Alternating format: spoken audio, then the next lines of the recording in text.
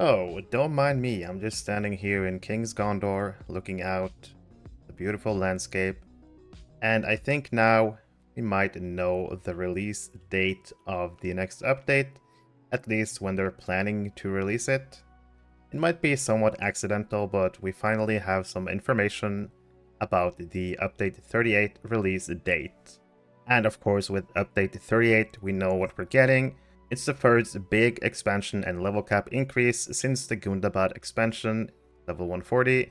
We're gonna go to level 150. We're gonna get 2 new areas in King's Gondor, as you can see on the map here. We're going to get Western King's Gondor, and we're gonna get Outer King's Gondor. So these are the 2 zones we're gonna get in Gondor. And of course, after we complete stuff in these 2 regions here, the 3rd zone will be the Shield Isles, and Scenario did say that the Shield Isles will be somewhere around here outside Umbar, and the Cape of Umbar and Umbar itself will be in this area. I believe the city itself should be in this little nook here by the water, as you can see in here. So I'm pretty sure the city will be here, and then we'll be doing stuff in the Cape. So maybe the thing sticking out here from the land, and who knows, maybe a little bit around here. But for sure, we're getting the 2 new zones in King's Gondor. We're getting the Shield Isles. Next week, we'll see the Shield Isles on the Scenario stream. And the week after, we'll get the first look at the Cape of Umbar and Umbar itself. And hopefully we can get a sneak peek. Maybe you can see Umbar from the Shield Isles. We don't know yet how far it is, like how big the distance is from the Cape to the Shield Isles. I personally cannot wait to see Umbar. The way Scenario built it up makes me really hopeful for how it's gonna look. But these are the new 4 zones we know we're getting. Western King's Gondor, Outer King's Gondor, getting the Shield Isles, and we're getting Cape of Umbar plus Umbar itself. So really excited to see what they can bring with the landscape. It's usually always good with Lotro, and it's gonna be nice to actually do some leveling again. Other than that, we're of course getting the crafting refresh, and the new crafting tier, the Umbari tier, will appear, and some good quality of life changes. You'll be able to track different nodes at the same time. You'll be able to select your professions, and for people who haven't done all the grind on the previous tiers, you'll be able to go directly into Umbar tier. You can also harvest anything anywhere in the world, regardless of your level and crafting level. And crafting should also have more meaning when you play the game. Throughout the expansion, it should be viable, should mean something, and you should need crafting to improve your characters. So really excited for the crafting refresh. With Update 38, we will also of course get the brand new Mariner class. It will be quite exciting to finally get a new class into the game. The Mariner has 3 different lines: DPS, group support like a red captain, and debuffing like a yellow lore master. But to me, at least, first initial impressions, the Red Mariner seems to be the most fun out of the 3. The Mariner is also using this balance system. As you can see, the attunement. We kind of want to stay in the middle and not go too far to either side. You kind of want to build towards one side and then go back to the center and then start building again. So it's a really fun and interesting class design. So those are the main things we're getting with Update 38. Of course, there's going to be more stuff than that, but those are like the main selling points. The crafting refresh, the Mariner, and the new landscape, and leveling and questing and all that good stuff. But how come I say that I think that I know the release date?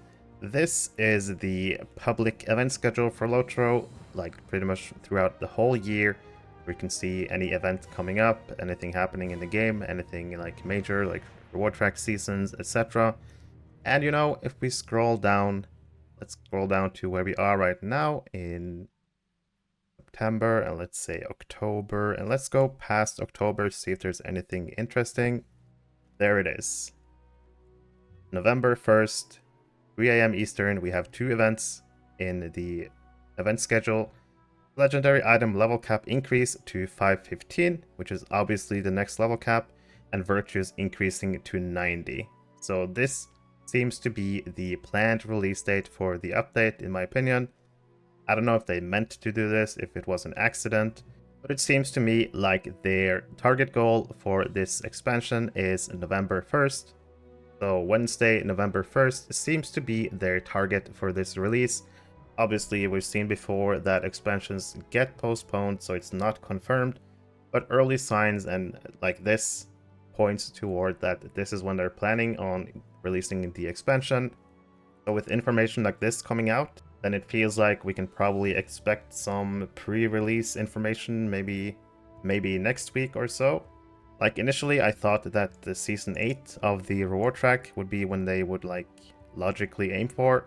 Obviously when this level cap happens, we will get a level cap increase. I mean, I'm speculating, but obviously when these two things go live, it will be with the new expansion and level cap increase, virtue increase, and legendary item level cap increase. 100% means the new expansion and level cap increase. So it seems like from this little information that the early target date for the update will be November 1st. If you enjoyed the video, please consider dropping a like and subscribing, as it really helps out the channel. And if you like Lotro, I would really recommend joining my Discord servers. You can also support me directly through my Ko-fi website. If you're playing or looking to play Lord of the Rings online, there is one place you need to be.